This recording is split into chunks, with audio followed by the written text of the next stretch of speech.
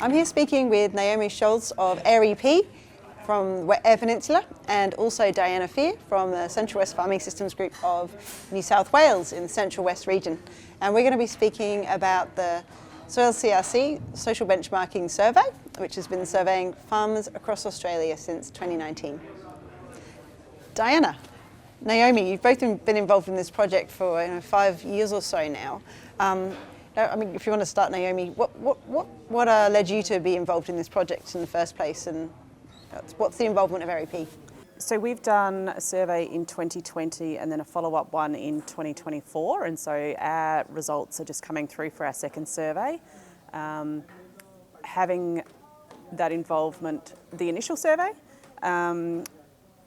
was really good timing for our organisation as it helped inform our strategic plan, and also realised that we were probably missing a fair part of our target audience in young farmers. So it really enabled us to focus on a gap and address that through this. And then coming back to the second survey, we've been able to see how we've improved that. So that's been really nice to see. Yeah, great. And I think I remember sitting with ARE-EP back in 2020 when we were developing the survey, and I remember people around the room saying, we think we could be engaging younger farmers better, but we're not really sure. How do you think that's improved, and what sort of ways has that improved on the Eyre Peninsula? Sure. So there's been a lot of project spin-offs as a result of the survey. So we're introducing us to new partners as well to develop up a young farmers network mapping process. So we actually delved deep in with the farmers and actually figured out who they're getting their information from, how they want their information presented, and where we could go to better engage with them and support them. And yeah, that's spun off into a number of other projects with young farmer groups that we've established and are going really well. And Diana, how did Central West Farming Systems get involved in the project, and what's been your involvement with the farmer surveys? So Hanabeth, as you know, we had good discussions, and in 2021 we rolled out our first survey, which was, it's a big survey, so it was interesting to see how people were going to respond to that. But because it was so expansive, we got so much data, that whole socio-economic, so we could understand people's values, what they were looking for in terms of their practices, where their knowledge gaps were. So for us, it was a fantastic information source about how we can better support our farmers and our stakeholders. And again, like Naomi said, having new partnerships. So it was amazing. It was really helpful. It was helpful for our strategic plan, at looking at funding, and some of the projects that we've rolled out. Succession planning was a big thing, looking at how family farms are structured. So that was something that we roll out in terms of workshops, and then even some information about carbon, because there's so much pressure on farmers today with the supply chain and potential government regulation. So we hold lots of workshops around carbon farming. So yeah, it's been great.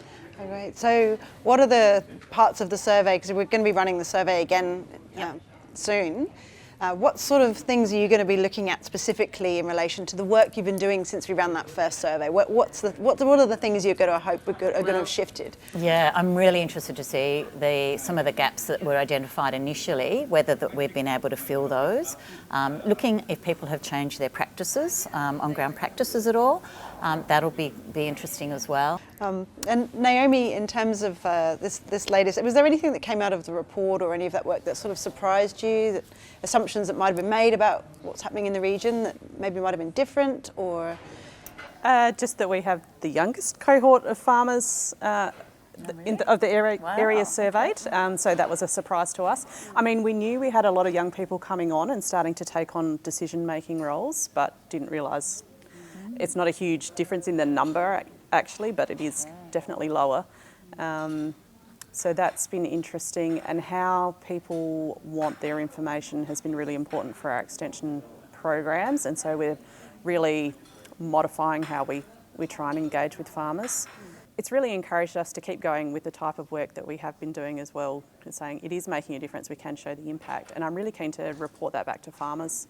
So what do you think, what kind of ways do you think this dashboard that we're developing as a result of this data we've been collecting with landholders across Australia, how do you think that might work functionally in the future? Like, how might that support groups that are working with farmers and other landholders into the future? Well, it's going to be just a really great resource, isn't it, to be able to go and find out some of the demographics. A lot of the information that we are looking for will be much more accessible. And again, this project really reinforces the need for researchers and farmers to work together rather than a top-down approach. So again, that's a really important way of accessing information. Yeah, that's great. Is there any last thing that you wanted to add, Naomi? Just that I would encourage farmers to fill in the survey. I was super surprised by how many filled it in on the Eyre Peninsula and very proud of our farmers. So I guess it becomes a bit of a competition between regions. So fill in your survey. Thanks, Naomi. And Diana? I'll say the same thing. Fill in the survey. We get amazing information that is really there to support those who fill it in. Great thing to do, and we look forward for our results for our next survey. Yeah.